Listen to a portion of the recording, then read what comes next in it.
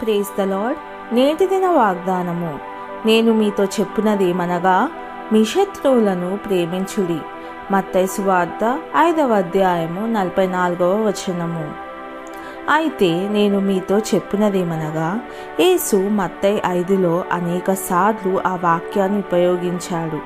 లోకం అనునిత్యం మనకు నేర్పిస్తుంది ఏమిటో ఆయనకు తెలుసు. అయితే మనం భిన్నంగా జీవించాలనేది ఆయన కోరిక. ఈ సందర్భంలో మీ శత్రువులను ప్రేమించుడి, మిమ్మును హింసించు వారి కోసం ప్రార్థన చేయుడి అని ఆయన చెప్పాడు. తర్వాత క్రొత్త నిబంధనలో అపోస్తులుడైన పౌలు ఆ పదాన్ని మనలను సూచిస్తూ వివరించాడు. మనం దేవుని శత్రువులమై ఉండగా, నేను చేసినట్లు కాదు, నేను చెప్పినట్లే చేయండి అని చెప్పిన కొందరిలా కాకుండా యేసు తన మాటలను క్రియల్లో చూపించాడు. ఆయన మనలను ప్రేమించాడు, మన కోసం తన ప్రాణాన్ని అర్పించాడు. ప్రార్థన. తండ్రి, నన్ను ప్రేమించే వారితో మాత్రమే సహవాసం చేయాలని అనిపిస్తుంది. అయితే అదే జీవితం కాదు.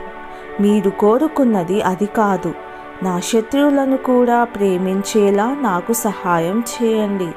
యేసయ్య నామంలో ప్రార్థిస్తున్నాను తండ్రి. ఆమెన్.